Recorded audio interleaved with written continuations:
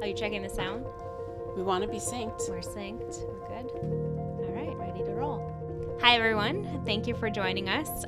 Today we'll be talking about career and aspirations, and I am joined by Estee Cross for episode number 2 to discuss her career in publishing and advertising and sales and inspire all of you today. Well, thank you so much for having me. I'm really excited about this conversation too. I'm Estee Cross. I've been in this business for a while, holding roles at major publishers, social media, the likes of Tumblr and USA Today and the Skimm and all kinds of legacy publishing brands like Marie Claire and Fitness and more. Roles like an individual contributor to head of sales. So a lot to draw on and a lot of side moves along the way in my journey that I'm excited to share. Fun fact. I actually found one really cool fun fact about you. You have a certification on European paintings from Leonardo to Rembrandt to Goya. Tell us about that. You went deep. I went deep. So that was probably back in 2019, 2018. So 2 things. I love museums. I love art. It's one of my happy places. And it's leading me to like, what happens after this career in advertising sales? But that class was in preparation for a trip with my family to Italy. How fun. And we spent 2 weeks just touring the country with my parents for their 50th wedding anniversary. And I just really wanted to have that background and that understanding of Italian Renaissance and classics as we were walking through all of these amazing museums. So I guess the fun fact is I love a good museum. I love all museums, and I love the story of the painting that I'm standing before. Amazing. If you're in New York and you're visiting, what's the must-see museum based on your experience? Oh my gosh, I spend a lot of time at the Met, and I know that's such a standard response, but there's so many parts that you could have a different experience every time. And there's a fantastic, they have just so many fantastic events and cocktails in the summertime on the roof. It's just a wonderful place, and it's like iconic. It's like an iconic New York experience. For sure. I mean, we always watch whoever wears what on the steps. So absolutely. You got to go in and see what's inside as well. Absolutely. All right, let's dig in. All right. We all know that someone has to take a chance on us for us to land in the dream career path. Can you tell us about your first big girl job? Who gave you the chance, and what was it? Oh my gosh.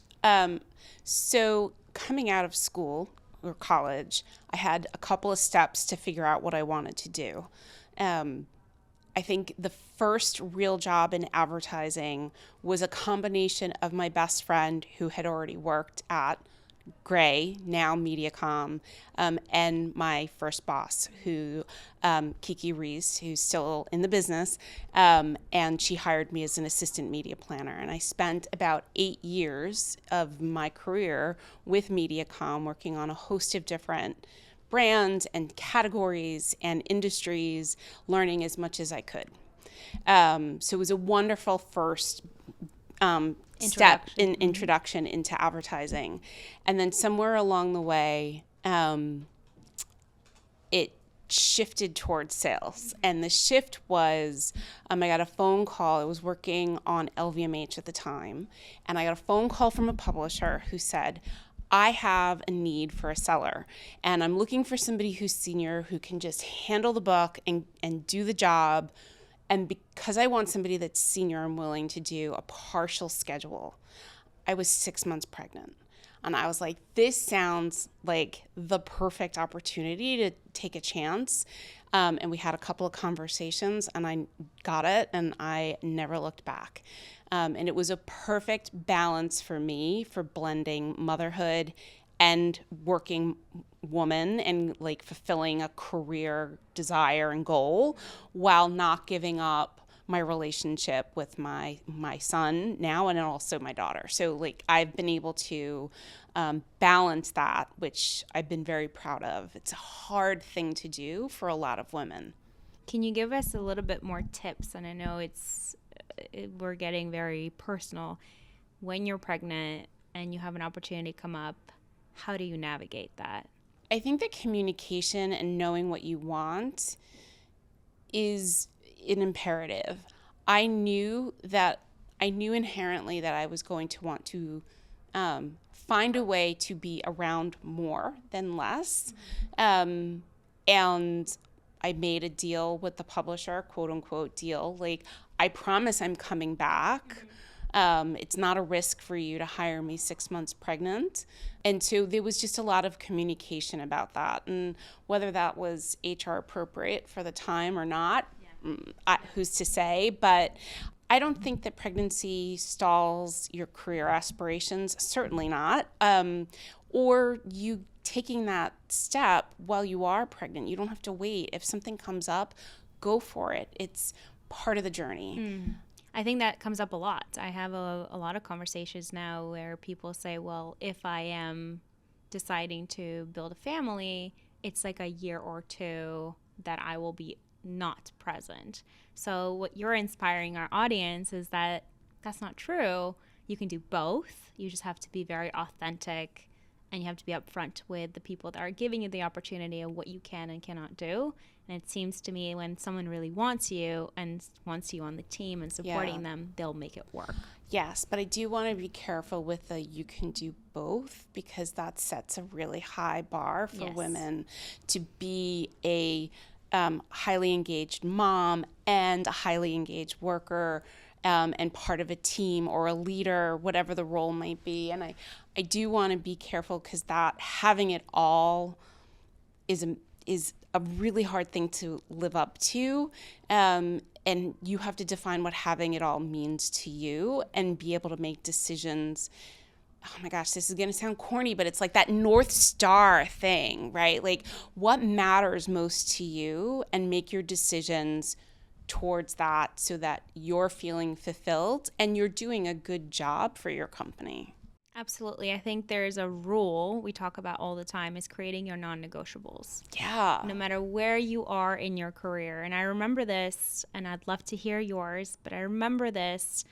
My first role that I really, really wanted, and I was getting my bachelor's, is this dream that I wanted to work with kids who have cancer. I want to be a therapist, a psychologist, and I was getting my degree in business and psychology. And it was a dream, one of those things where it was just a North Star for me. And the best thing I've done was actually go and volunteer at Stanford's Children's Hospital, Lucille Packard, and work and do it for free, but try it out.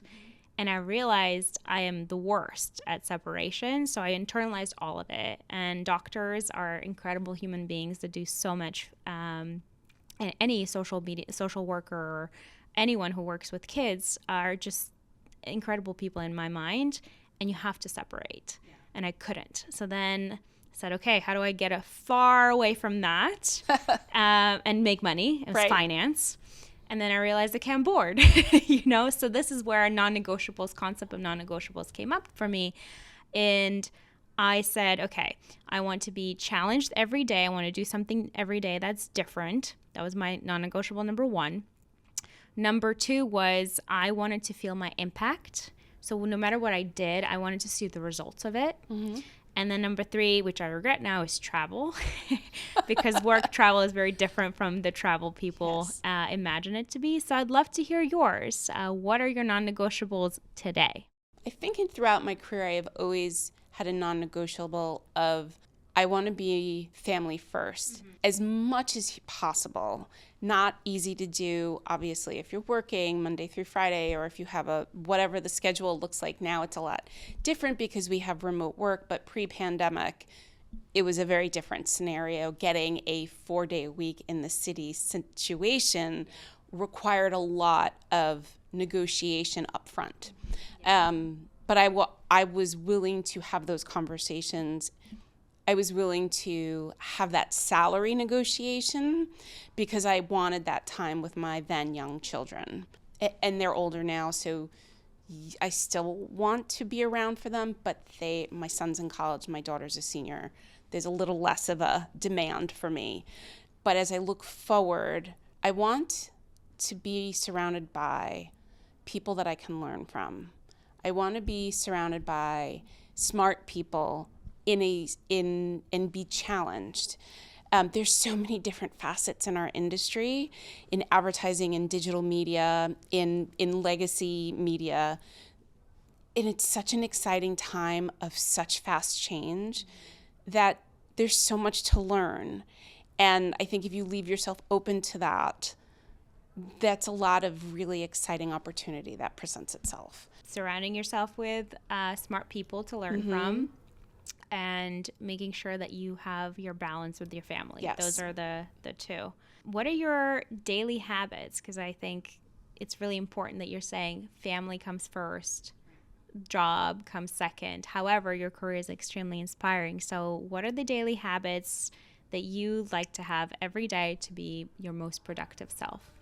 So my mornings, I'm going to blend personal and work because they blend, like that just happens, right? There's no, like, as much as they say compartmentalize, the big quote unquote they, I don't think that you can really. So my mornings are a blend. Currently, my daughter and I are up very, very early, and we hit the gym together. And I relish that time with her. One, it's great workout, like all the benefits of exercise, but it's also time with her. And as she's a senior, that's important to me.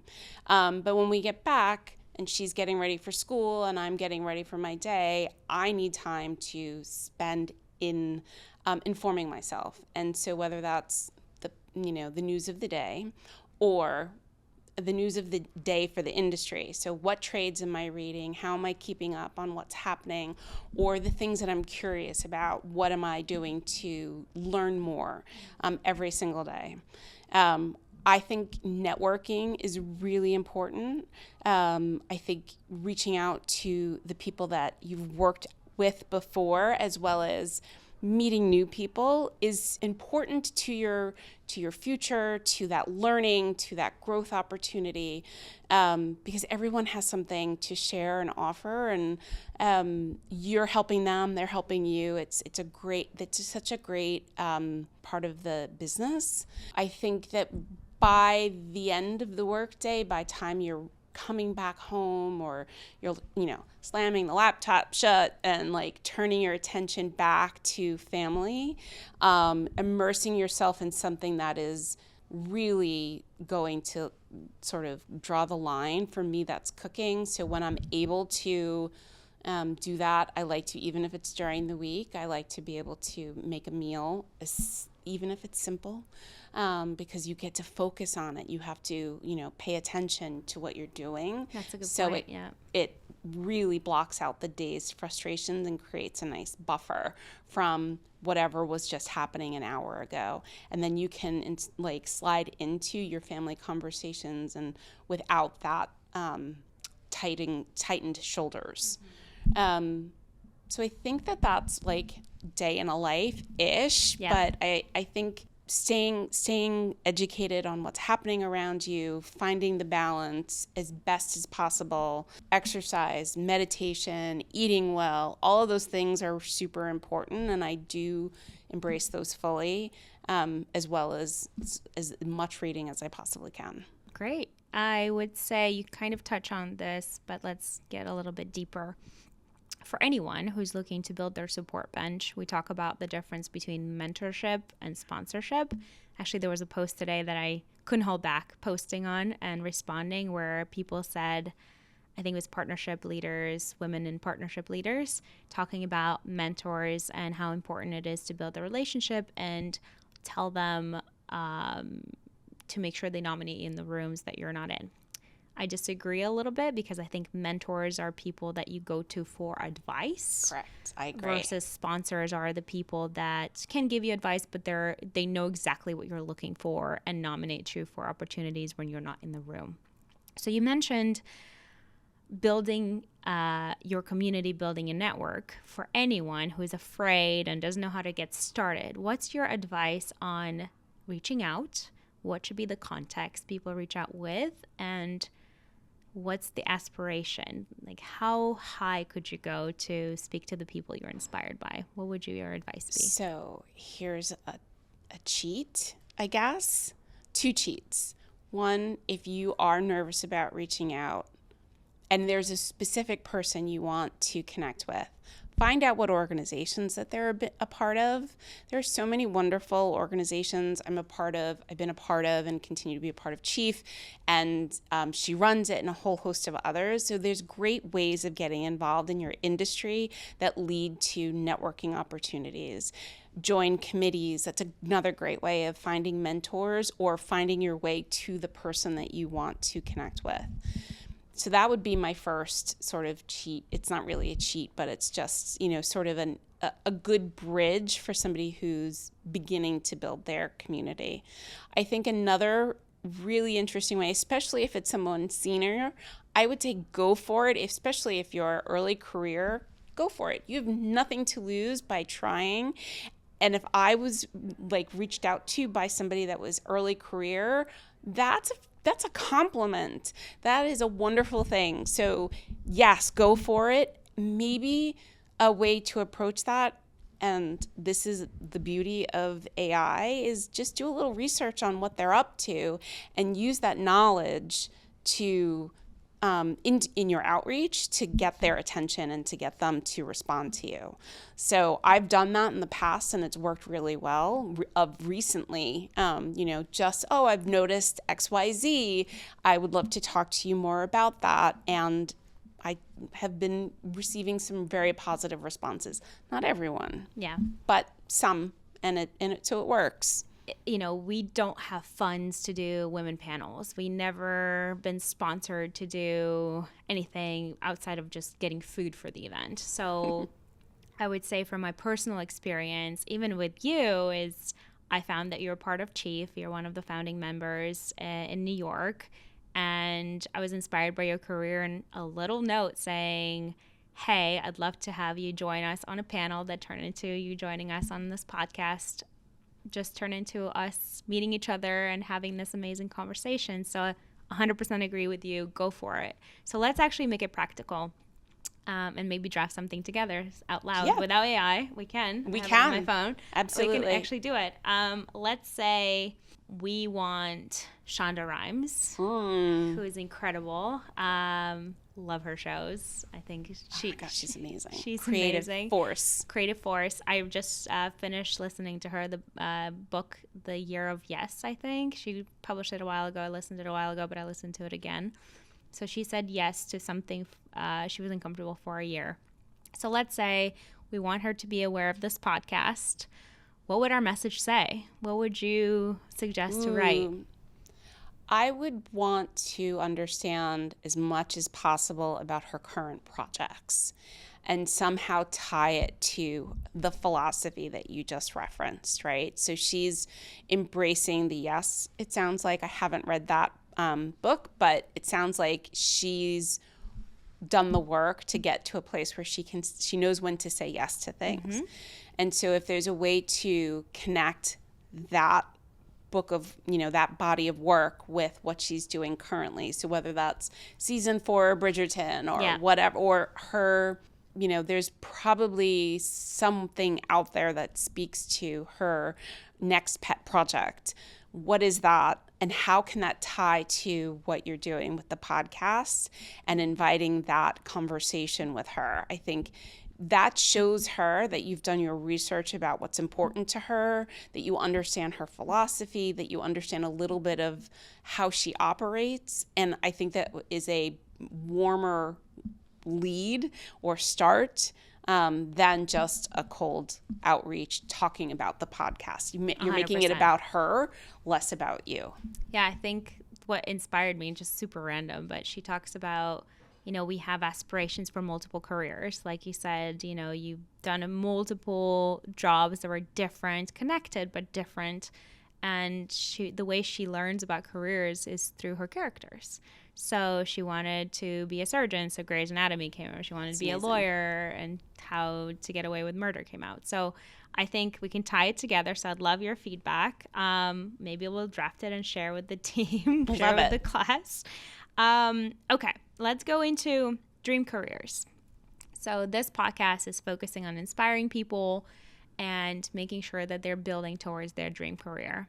For you, what does a dream career look like? That's a hard question because it assumes that everything I know today is everything that's available for tomorrow.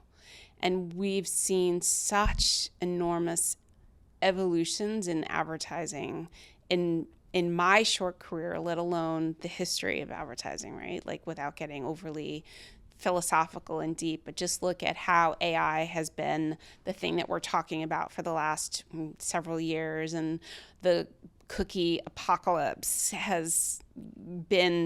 is back, is whatever it might be. Like, the evolutions of the industry have just they continue to keep coming. And so a dream career to me goes back to, I guess, something that we talked about earlier, is the opportunity to continue to learn. I think that what I can bring is my experience in managing teams and leading and building relationships with clients, and that's all good for the purpose of the company and driving revenue. Check. Yep. For me, it's about learning, and it's about being exposed to new ideas and new information and building on that experience with the new information. So to me, a dream career, and this is what we were talking about before, is not a straight line. Mm-hmm. I have been very fortunate to have some very wonderful roles. I'm not afraid of a title change. I don't think that because I have VP next to my name that it needs to have an S or a V or a C label next to my name next. What I need to have next is something where I'm growing and learning something new, and then I can leapfrog into something else, right? How do I instead of that straight line, which like that's just a fallacy, what does the next squiggle look like in my career that will launch me forward into something new and unexpected and something that I can't see? Yeah. That's exciting to me. Yeah, I think it's a big concept, right? I talk to a lot of people who envision the path to be from an individual contributor to a team manager, and that's kind of the only option they see in growth, which I think, to your point, is not true. Right. And the opportunity that we have in front of us to build our own roles and drive impact, as long as you know how to communicate it properly, you can create your own job.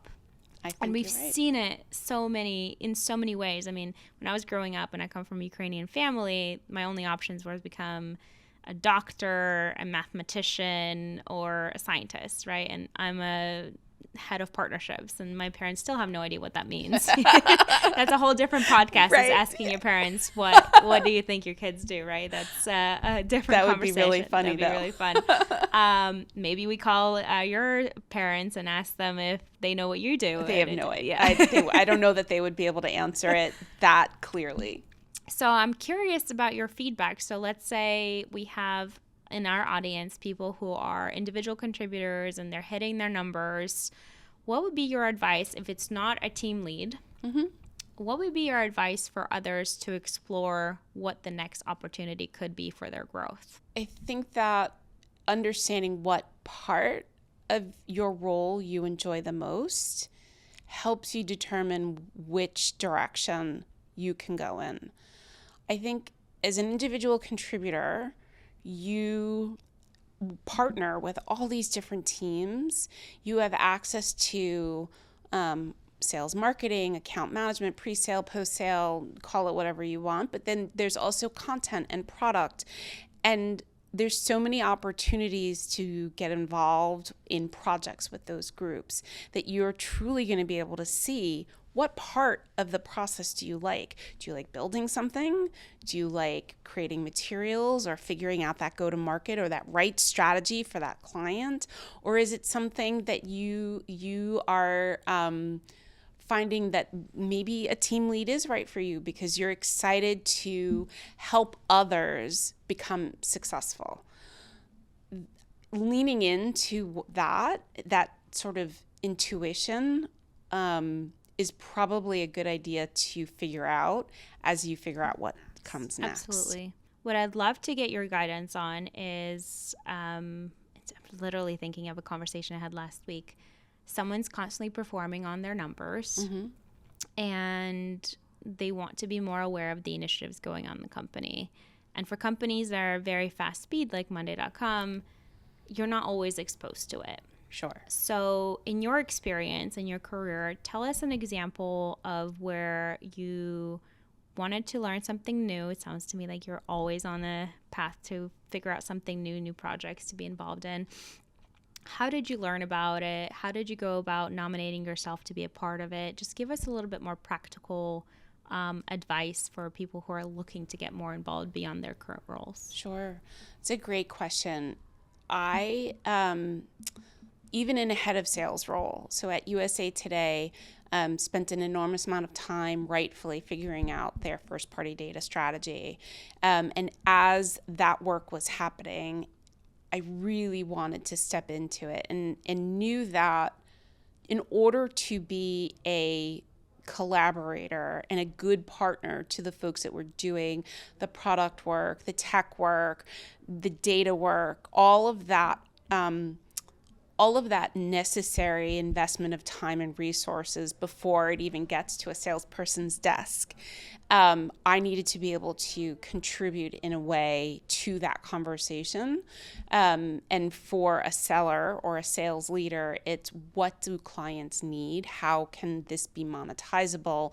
How do we, think about this on behalf of a client? And so my conversation with my boss at the time was, I'd really like to be involved in this committee work, in this project. This is the value I think I can bring to it. I'd like to join. And I was I was the benefit of like a yes, an immediate yes, because you need that client feedback on a project like that. And I was able to then see the work that was being done at the product level, at the data scientist level, at the building of the technology level, while also saying this would be super valuable to a client base. This may be a little bit less so. And I was able to then be more involved in one of the biggest initiatives that was a priority for the company.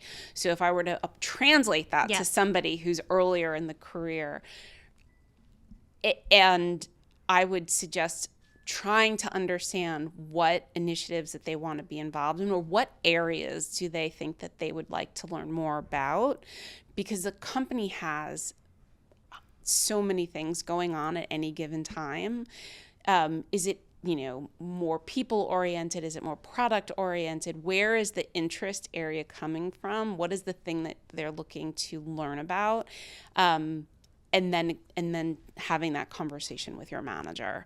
So it comes back to similar to what's that interest area? What is that value that you can bring to that conversation? What can you offer?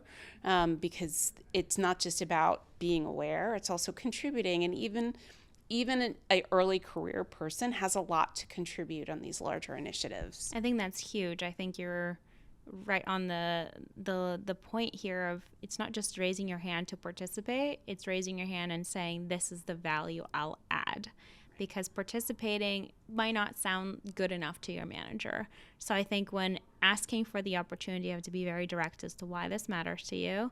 And as you said, what is your contribution? How can you contribute besides just attending the meeting? What are the areas you'll be exploring? And also being accountable of saying, by 6 months, 12 months, I'll present the results to you, whatever the project is. Absolutely. And I'll bring it back to the team. So you're just kind of taking that off your manager, the responsibility for an update. Absolutely. You're taking that on, and that gives you exposure, it gives you the opportunity, and hopefully a yes from your manager. Oh, and also in that scenario, a little bit of leadership opportunity as well. A leader needs to be able to work with other teams, and so to be able to do that and then bring it back to the team that you are a part of, I mean, that is a big signal for a future leader. So absolutely. Can you share a specific turning point in your career that directly contributed to your current success, and what actionable steps led you here? I've been a legacy publisher girl my whole life, except for one move back in like 2013, 2014, where I had an opportunity to join Tumblr. Tumblr at the time, I still have great affinity for the brand. It is like where, people who have fandoms and love shows, music, culture, where they exchange their ideas. And I loved that idea then. I love that idea now. When I worked, when I was part of the team, when I was part of the management team there, it was such a big departure from anything I had ever done. And I think it really helped set me on a path towards more managerial and leadership roles, but also being seen in the industry as more digital first, because my early career days were magazine oriented. So I was slinging those print pages best I could. Can you tell us, just so for the audience, kind of the growth trajectory of where did you land and kind of what led you to Tumblr? Because I know you went back to the public, legacy side. Yeah. So when I made the pivot back, that fateful phone call from the publisher when I was pregnant with my son, it was to be a print seller. And for a long time, you were either a print seller or you were a digital seller, and you did not mix.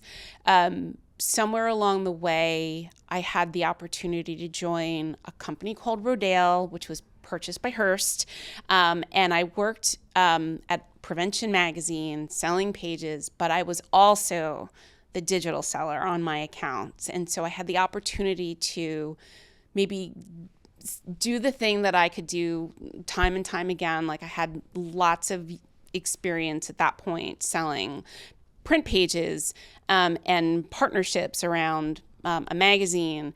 The exchange value for me was then I was able to learn both and do both. And I did it very well. I was very successful at it. And that was probably a pivot point in my career because I didn't move without digital being the primary thing I was selling. Digital is I'd put air quotes around that because at the time that's what it was. You were now a digital seller. Yep. And so when Tumblr came around, the impact on my career, moving to social, digital native, in a completely different culture than a publishing house, was such a big deal for me to have landed that role, for the lessons that I learned at that company. It was owned by Yahoo at the time. So to be able to be exposed to the greater Yahoo organization and how they were operating, as well as the culture of Tumblr and how they were operating, was such a great learning experience for me. It was a really big shift. And some of my dearest industry friends come from Tumblr still. I ultimately went back to publisher because I had the opportunity to work for a gentleman that I worked for at Rodale and at Hearst, and to change the face of USA Today digital organization at the time. And that just led to new roles within the company. I spent 8 years there. It was a wonderful, wonderful career run. And we did a lot of really great, innovative things that it was fun to sell because nobody thought that we were able to do the things that we were able to do. So it was really surprising to the client when we could say what we're doing in VR or AR or data or whatever the solution might have been was always surprising. And it led to a great deal of success. And I had wonderful people that I worked with, and that was it was a fantastic experience. Amazing. So it sounds to me that you had a sponsor in the room that came back to you and offered you this incredible role that you were on a long ride for multiple years. Yes. Can you tell us, we talked about mentors, we talked about reaching out to people and just starting a base. So let's pivot to the sponsor in the room that you worked with in the past. How does that relationship work? How do you make sure that they know exactly what you want so that you do land that dream job that is a pivot in your career? I think he was a sponsor because he obviously gave me the role. Or I won the role and I got to work for him, right? There was a little bit of both. Yep. And I think that's critical for sponsorship, is that you have to show up and deliver, and not just assume that if somebody's going to say your name in the room, that's where it ends. No. You have to show up and deliver the goods. Absolutely. And that's what gets your name repeated again and again. And when the promotion comes around and when it's a no-brainer. Yeah, it's like, okay. And that goes to, and I think we talked about this a little bit, or it came up before, that goes to your personal brand and your personal, like the equity that you build in the company is like, oh, this person delivers. So not only do they have the original sponsor, but they have now sort of champions in other teams because you've been successful or you've been a good partner. So I would say in developing a sponsor is showing that good work at the start. That comes first. Mm-hmm. Showing that collaboration, that partnership, that care for the people that are working with you around the table. And your clients, by the way, those are also great sponsors. Doing that work first, and then when the opportunity comes around, if you know that there's an opportunity coming, communicate, be vocal. Your managers are your best advocates. They want you to succeed because they want people to stay. They want people to grow. Good managers want their team to grow and stay with the company. They become your sponsor, right? So I think it starts with the work and it becomes just communication and it becomes just your personal brand over and over again. I agree with you. I think there's a big piece in, if you're a good manager, you want to empower your people. However, as an employee, I want us to give practical pieces of advice. So let's say you're an individual contributor today. You're working for a manager and you really want that next promotion. And I think we kind of covered it a little bit, but the big piece is communicating and consistently for your brand is really important to get the support around you outside of your managers that promotion is no brainer. So what would your advice be for someone who is looking for that next promotion? They're communicating with their manager. What else should they be doing with the peers, with their customers, or anyone who is they're working on externally? How do you navigate that communication piece that you're alluding to? There's something really beautiful about like talking to the other people about what you want as a goal, right? So your manager knows what you want as your next step, or there was always this like, what do you want? Where do you want to be in 5 years from now as part of like an interview process? Maybe it's not even that. Maybe it's just the very next step. So building that plan with your manager, knowing what you need to accomplish in order to be considered for that next step. But there's also partner teams that would interact with that promotion role. Find out what that looks like. So talk to those partner leaders, set up time and have coffee with them and have that conversation.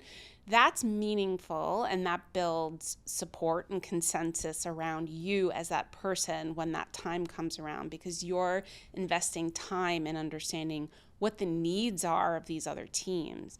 And then asking your clients, like, if I'm in this other role, how do I serve you best?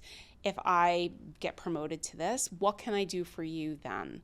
Is another great way of building consensus, because the company then benefits from clients who are happy and see what the value is that you're going to bring in this new role. So you're building consensus, you're understanding the needs, and you can work towards that. It becomes a blueprint for your promotion. Absolutely. I think all really great points. I think one of the things I was taught, and I'm trying to remember, I think it was one of my mentors who said, don't forget to ask the person you're talking to, what can I help you with? And that helped me a lot in my career, understanding that I'm not just trying to get my points across, but understanding what the person I'm speaking with, what do they care about? And that builds trust and that builds visibility, even just to see what they want to get your help on that you might have not been exposed to in the past. So one of the advices, I think practical advice is when you are having that conversation with the partner teams, whoever you are kind of aligned to on a daily basis, is ask them, what can I help you with? Exactly that. And be exposed to that. I want to get a little bit more personal with you and hear about your riskiest move you've done in your career, and tell us a little bit more of a story if you can. Oh my gosh. I go back to that Tumblr decision. After spending so much time at the big publishing houses, and I had the benefit of working at pretty much all of them that were around at the time, and learned a lot from really great publishers and associate publishers and the teams around me, to step away from that known entity and into social media and into a very, very different culture that was really about what was happening right now with a certain generation, right? Like One Direction, what was happening with One Direction, or Taylor Swift, or, anime, or, just anything and everything, and really absorbing yourself into that is so different than talking about health trends and audience, and trying to build revenue around a known entity versus just this sort of amorphous, constantly changing, zeitgeisty kind of conversation. And because it was so young, and the founder was young, and the executive team was young, there was such an energy. It was so atypical of every other experience I've had. It was not corporate. It was my hiring manager told me, the advice that I had given before I started was, don't come dressed for the office. Don't dress. Dress as if you're going to run your Saturday errands, i.e. come very casual. Like the blazer jean heel thing, that was like the casual Friday of corporate publisher, was too dressy for Tumblr at the time. And I walked in and I saw Nike high tops and like just this entirely different world that I needed to now figure out and become part of. And it was such an exciting time, and it was such a moment of growth, and so much fun, as I said before. And a lot of my best friends in the industry have come from that time. That window of Tumblr is always going to be special to me. Of course, that's a huge change. And I was actually noticing that. I was in DC last week, and the suits and the the business attire is still very present. Not as much in New York in the recent years. Definitely post-COVID, that has changed a lot. But much more casual in New York. Yeah, I went to visit a customer, and it was just felt so out of place with my casual outfit. I was like, I got to go back to get a suit to be there in person. But thank you for sharing that. Let's see. What is the most powerful career advice you've ever received, and how did it change your trajectory? Be a student of your industry. So this is from my sponsor that hired me after my Tumblr experience, and I was at Gannett, and he believed that if you were a student of the industry, if you were constantly trying to learn something new, you would always have something to give to your clients. You would be consultative in the most positive way, and you would bring value to your company as well, because you would understand what the marketplace was doing, so you could help the company with solutions or overcome whatever it may need to address. So being a student, which is where my desire for learning something new really stems from, has really altered the trajectory of my career. The other thing that he believed was ultimate accountability. So if you're the manager, you are the decision maker, you are accountable for your team, the number, the actions, you own that. And that I felt I felt that. I felt like that made sense to me. You have to own your number as a salesperson. You have to own the relationship. You have to own the positives. You have to own the negatives. The difference is if you own the negative and you lean into the negative, it can become a positive. Clients and hard times with clients, hard moments where mistakes or campaign hiccups.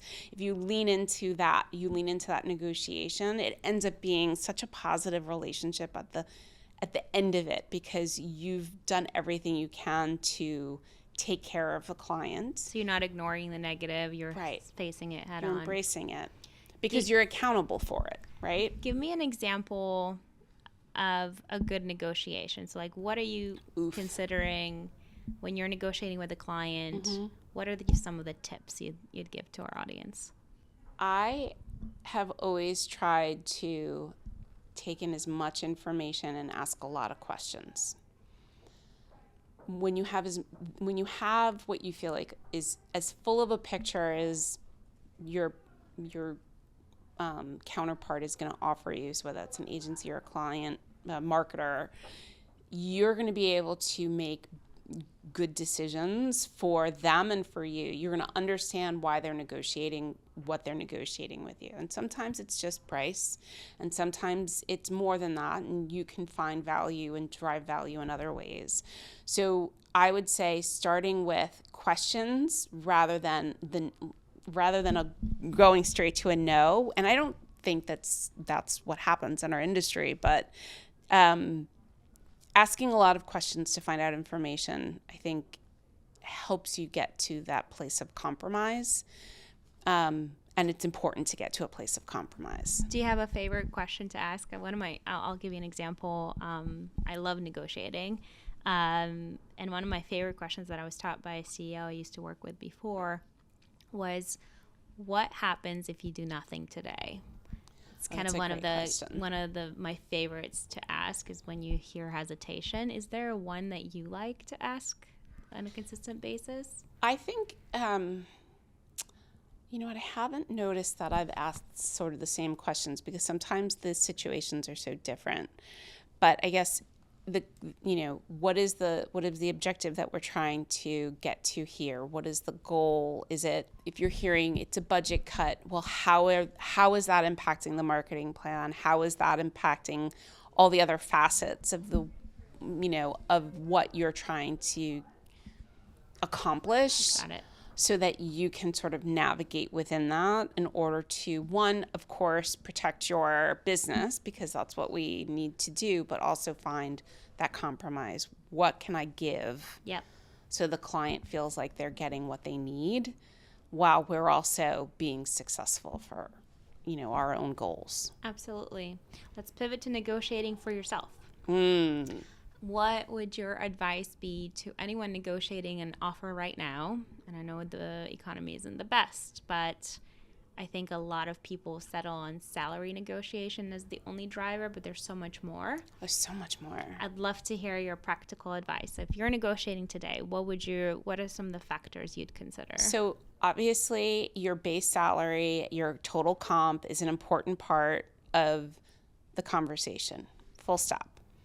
But the other elements, and I am a big believer in this, is your vacation package, is your benefits package, is your 401, is there a match? Sometimes you can negotiate that, sometimes you can't.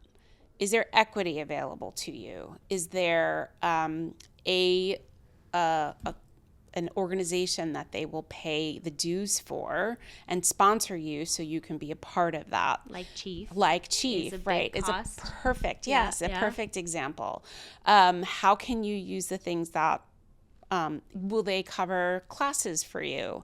What does that look like on an annual basis, or even if the interest area is somewhat out of the scope of what the company does, so that you're growing and you're learning, you're either growing your network or you're growing and you're learning and your exposure to things. So there's a lot of ways that you can bring in other elements to make that package richer for yourself. So practically think about salary, bonuses, equity, vacation, unlimited vacation, or if that doesn't exist, adding more vacation, right? And then 401k, the matching, And then, of course, as you mentioned, investing in your personal development. Is there a budget? Is there willingness to invest there? I love that.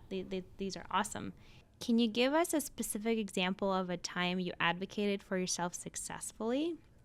And what were the steps that you had to take to lead to a positive outcome?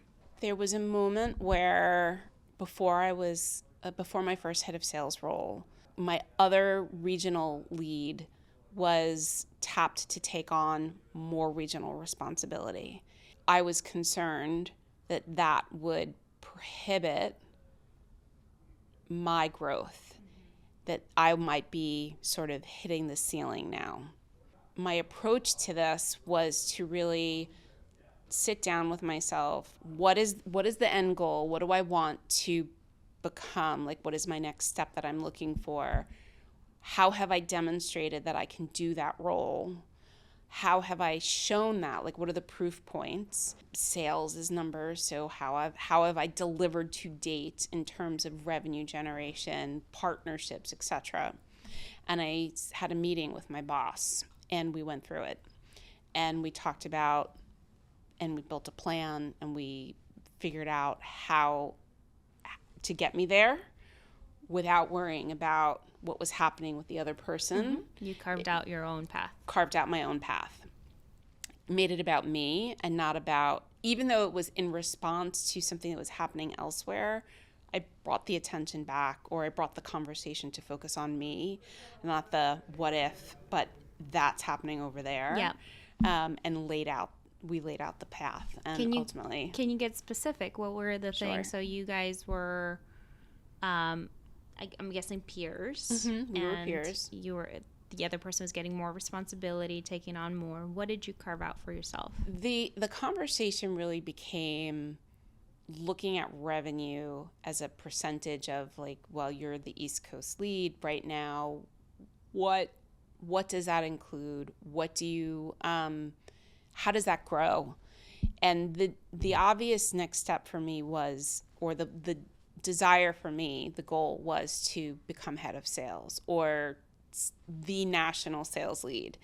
The steps that we took really were about the agency partnerships, were about getting the team to, working through some of the hiccups that we were having, making sure I was more of a presence in New York, because New York is such a big part of the industry and where the revenue is generated from, and really leaning into what I already owned to maximize proof points that this next step should be mine. And so identifying, how do I get involved in certain organizations? How can I be seen as more of a leader at the company because of those?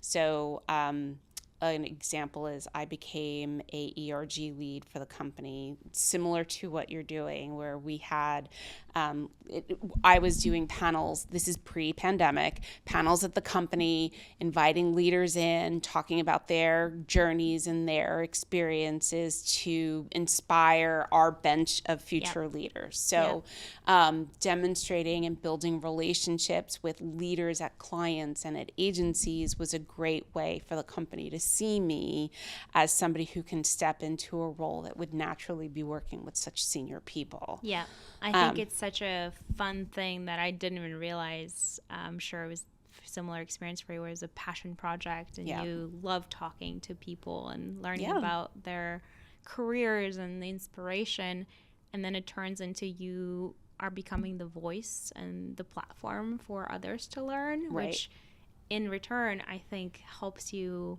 with your brand internally, outside of just performing and hitting your numbers. You're now associated to building a community and having the relationships with the executives that others don't, and that helps you elevate yourself a little bit more. And I didn't think about that when I was doing it. I just wanted to talk to people and learn about their experience. So I think that helps with the brand. Absolutely. Tell us, and now I'm curious, I'm on the edge of my seat, how did that work out with your peer? Did you take over the role? What was the next steps? He ended up leaving the company, and that presented an opportunity. To me, it didn't seem clear if we were going to backfill or there was going to just be a change in the organizational structure. And we talked through it, and I was promoted January of 2020. It's a great time to move into a national role, and take on new members of the team and tuck them in and make them feel like they're valued, and we're going to ride this change and wave together, and then more change and all the unprecedented experiences that we're still living through. I feel like it's always an unprecedented time in our industry lately. Yeah. But moving into the pandemic in that role, and trying to lead a team became more about, and this is not what you were asking me, and it's a complete digression, but the role of head of sales became, how do I lead the team through this, and not about necessarily client and revenue generation. Yeah.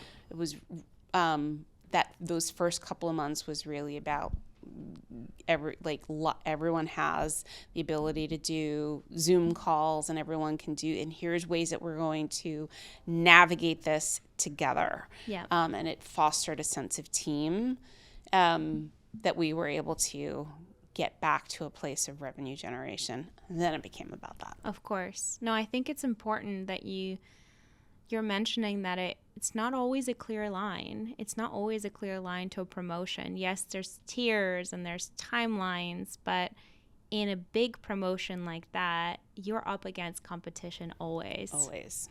And I think that's a really important thing to really point out is your personal brand matters, your performance matters, but it's also a timing thing. Mm-hmm.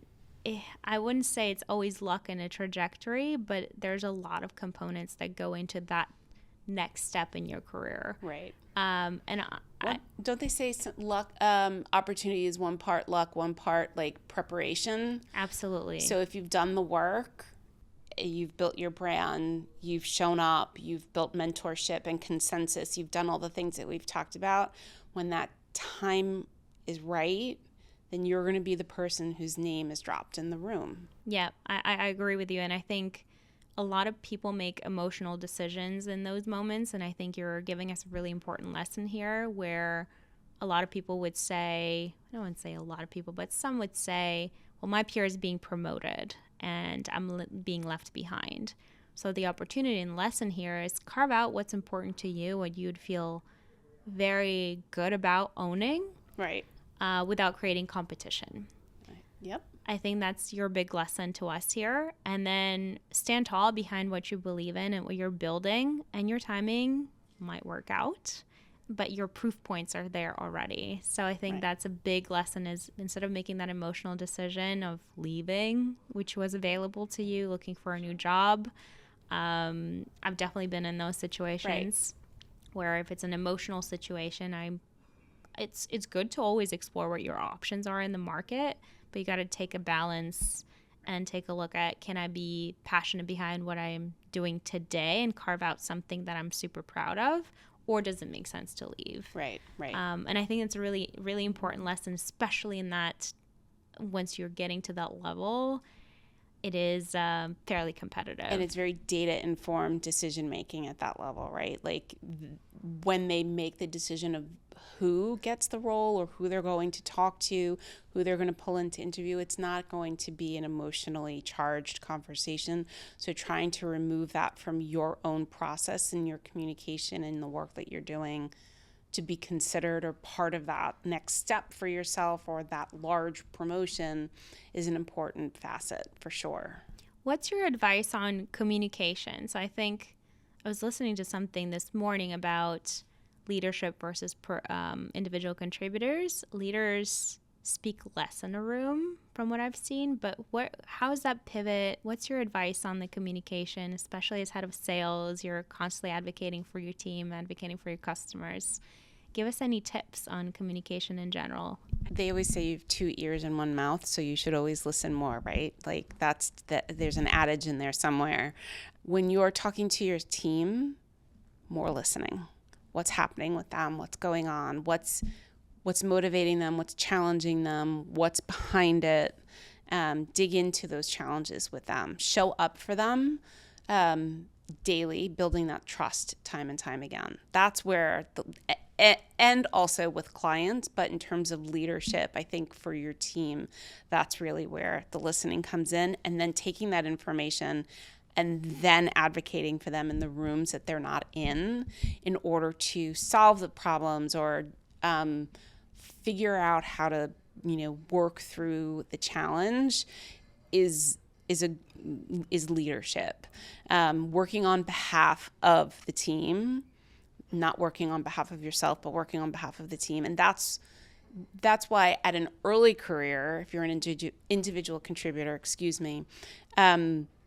understanding that sales management is about others versus being an individual contributor, which is about self, is a big difference, and therefore a different skill set that's required. And so if you can step into that and worry about the team and support and advocate for the team, then that's the direction for sure to go in. But coming back to communication, listen to the team, listen to the clients, and then advocate when they're not present. So take us through it again.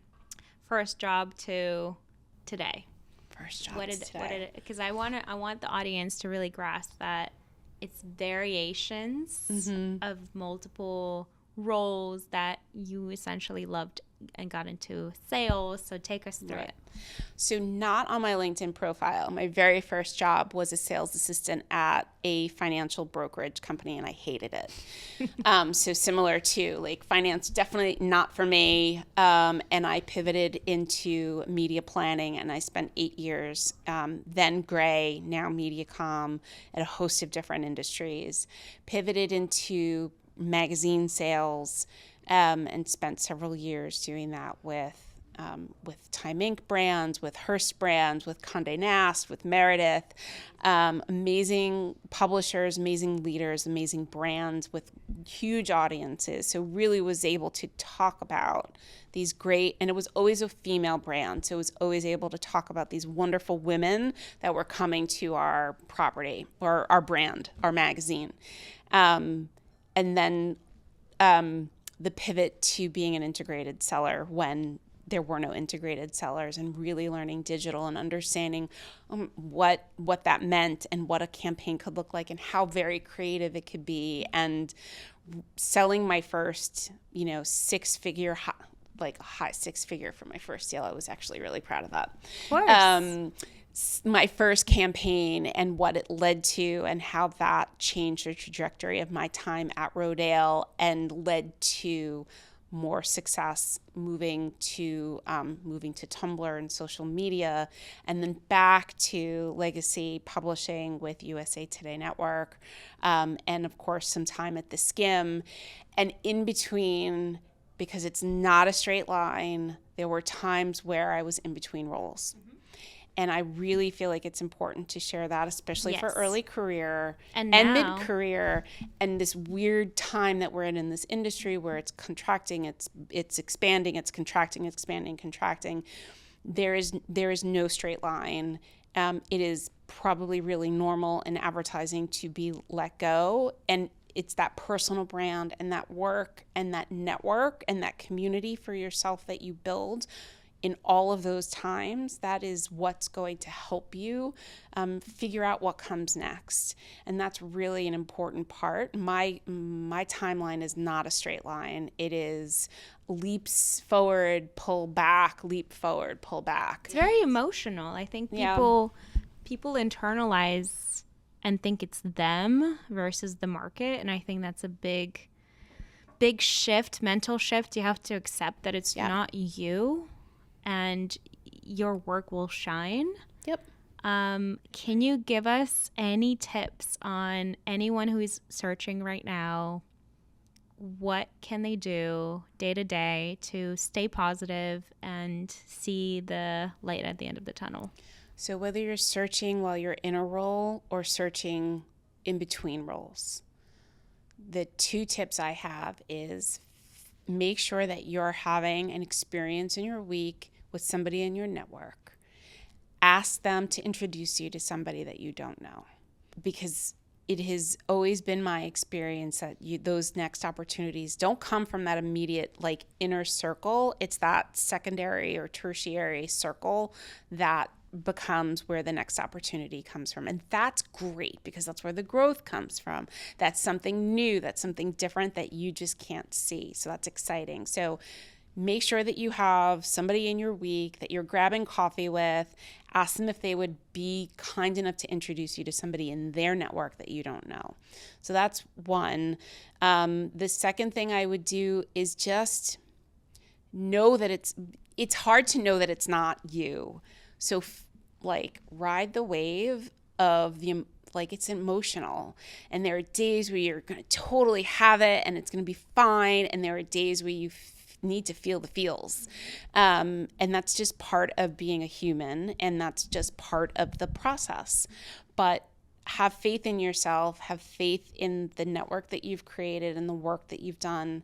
And if I were to, and I think this was one of your last questions, if I were to give myself advice from my early career days, it would be that. It would be like, it's going to be okay. It's not going to be what you imagine it on your early career days, but it's going to work out and you're going to be fine and it's going to be a good career. How do you make it easier for your extended network to know what you're looking for? What are some practical tips you'd advise besides sending a resume?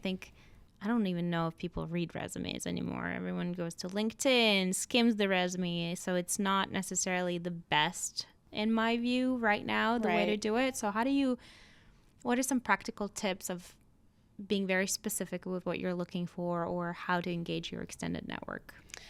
The early part of my searches have been leaning those coffees and those networking in areas that I think I'm interested in to learn more. So if you're interested in the ad tech side, what part of ad tech are you interested in? Go grab coffee or try to get introduced to somebody who can have a conversation about what's happening there. Do your research before you start really knocking on doors for roles to make sure that that's really what you want. If it's a pivot. Yep. If it's not a pivot and it's really just about finding the next role, the next great company, the promotion that maybe isn't possible for whatever reason at your current role. I think it goes back to then just telling your network that you're looking and you're ready for your next opportunity. And do you have a little time? I'd love to know what your perspective is on the industry, even your clients. I'd love to see you. I'd love to talk to you. I'd love to know what your thoughts are on the industry and where it's going. Yep. Because I'm curious about what else is out there. Yep. What is your advice on, I think people are scared to ask, right? And I think we're actually launched this concept of seat at the table versus, we have golf options, we have other options out there, but we've created a small community of 10 to 20 people in different cities where we gather young professionals with executives and we call it ask for help. Seat at the table and ask for help because women are not as great asking for help, and I think it's a common known thing. So what's your advice on asking directly when you need help? It's really hard. So give yourself grace and do the thing that's the hardest. Or ask first with somebody that you trust, because then you're building muscle. Ask your inner circle. I need help. I'm looking for this. Can you help me? And I think that once you get comfortable saying the words with people that you know won't judge you, because that's what we're all afraid of, right? Yep. That's what comes from that fear. It's judgment. Yep. It's criticism. If you're asking your immediate group, they're not going to judge you. They will want to help you. They'll want to help you. And then that leads to a positive reinforcement. This is my psychology major coming out. So now we have positive reinforcement, and now you move on to the next layer of people.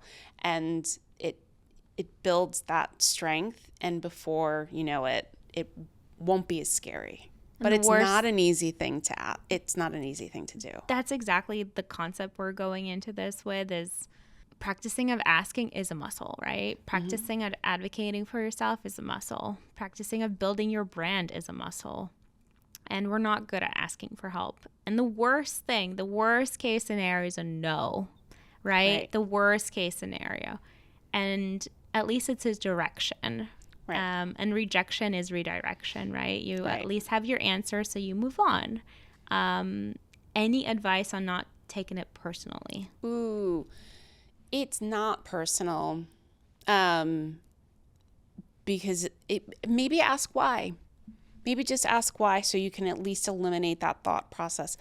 Thank you for getting back to me. Can you elaborate on that so I understand? Maybe the executive just doesn't have the bandwidth right now, but come back to me in 3 months.